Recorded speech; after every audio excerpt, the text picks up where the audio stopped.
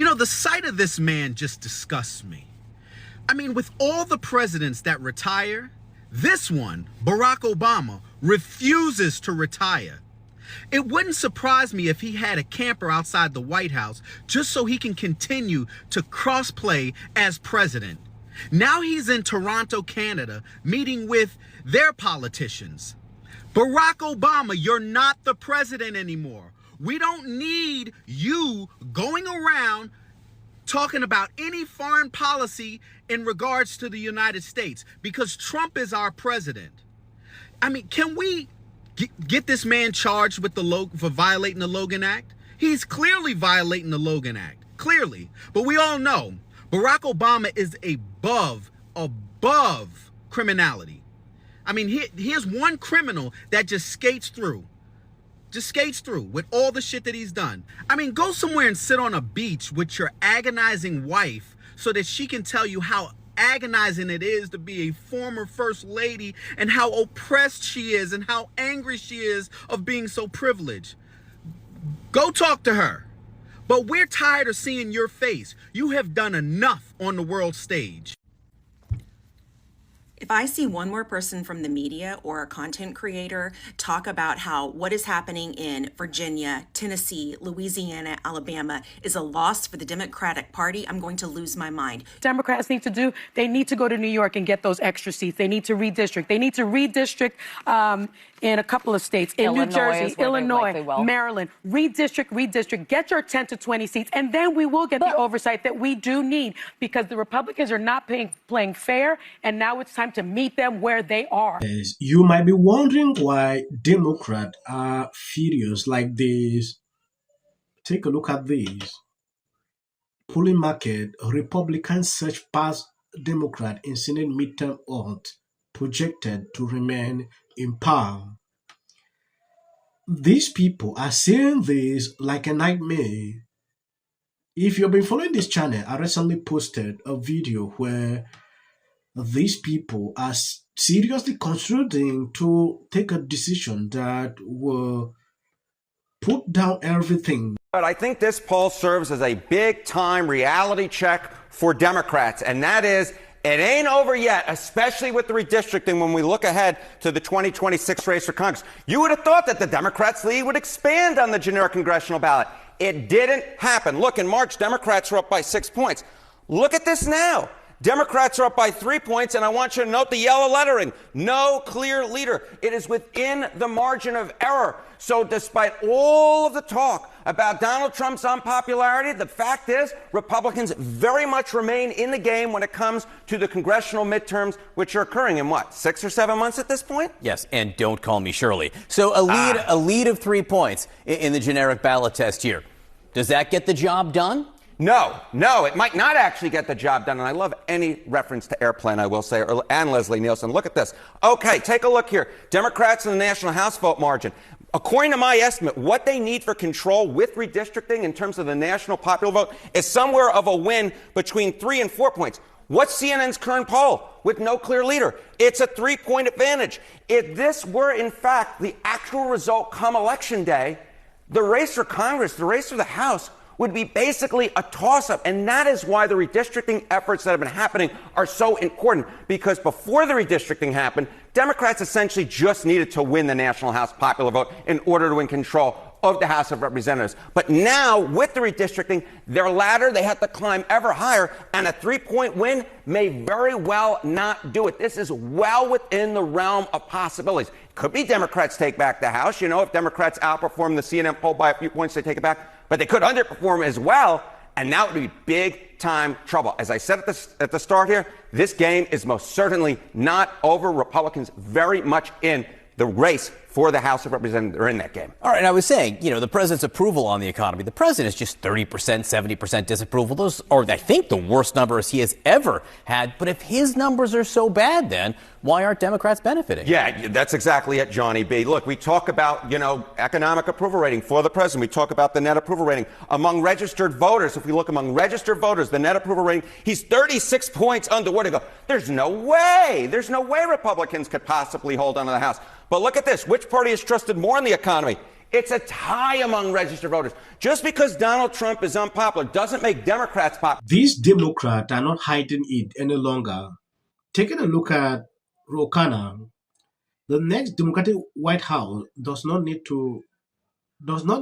a court reform commission like some college seminar. We need actions. We need term limit for justices. We need to expand this morally bankrupt court from 9 to 13. If you go down the reply, you realize a lot of people are going off on him. You are in Congress and clearly don't know the jobs of Scuto. This is why Democrats are dangerous. This is someone's reply under this. That should tell you a lot about people's opinion when it concerns this Democrat. The way they are doing it, they now hate the Supreme Court because they read the law. They are there to interpret the law, what is written, not to impose new things. I don't know if these people now believe that these people here are politicians. Is that there are people in this country who fought for the right to vote.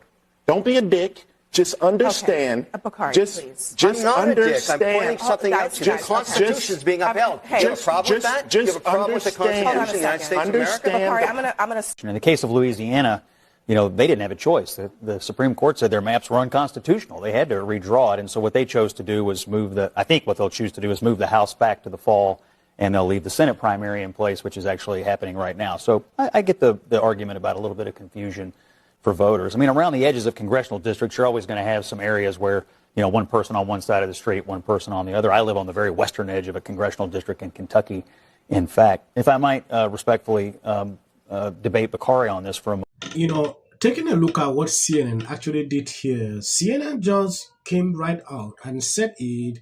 I think this poll served as a big-time reality check for Democrat data analyst Harry admitted that even their own polling shows that the sure thing of Democrats taking back the House in 2026 is suddenly in serious doubt. I think the poll served as a big-time reality check for Democrats. It ends over here. If you look through last month, Democrats were bragging like they are winning. They are winning the redistricting fight. They are winning this. Looking at what CNN is now putting out, this is the reason you see them panicking to the level they are right now, struggling to play all kind of gymnastics, to bring this back. A Republican took these people unaware. They never really thought this issue will go to the level that Supreme Court decisions will favor Republicans. Democrats never thought that. They just believe to do things fast without following the due procedures. This is in particular to what happened in Virginia. If you know the reason why Supreme Court decided to annul the maps, it's because they didn't follow the right thing. They don't reason it that way. Instead, they believe the Supreme Court is compromised. And a 3-point win may very well not do it. This is well within the realm of possibilities. Could be Democrats take back the House. People hate him so much, and the narrative in the media, this Trump derangement narrative that you see in the media, is so strong. And this does not represent the black community. Short videos at the end. That is for the white algorithm. They hardly recommend videos for this channel, please. It's illegal to live on the sidewalk. Right. Spencer Pratt, who's running for mayor of Los Angeles, who's doing a great job, unable to laugh at him. Inside, they started. It'll be more access to the leader of the free world. This week, which was the state of Virginia, they gerrymandered the state, and I have to sound like a 5-year-old. But Trump started it. The win in yesterday's redistricting. It's going to lose their congressional representation. How do you think? Until the First Lady brought them back with her surprise statement last week. How does this benefit? I'm an actor. Creative content. Why are you not looking forward to the White House fight? Well, it's kind of a gimmick. I have 300. Well, I said Democratic Socialist. I know, but So I have to say, voter still has the same amount of voting power, one vote, that they had. It's just that This Supreme Court said your race doesn't necessarily have to dictate your political identity. The fact that you're an American citizen and your franchise gives you one vote, that is your political identity. And it is incumbent upon both parties, Republicans and Democrats, to run people who speak not to just one constituency, but all American interests. To me, that's how the November election should be run. As I told many of you on Friday afternoon, I thought that would be my last time taking your questions until after my maternity leave.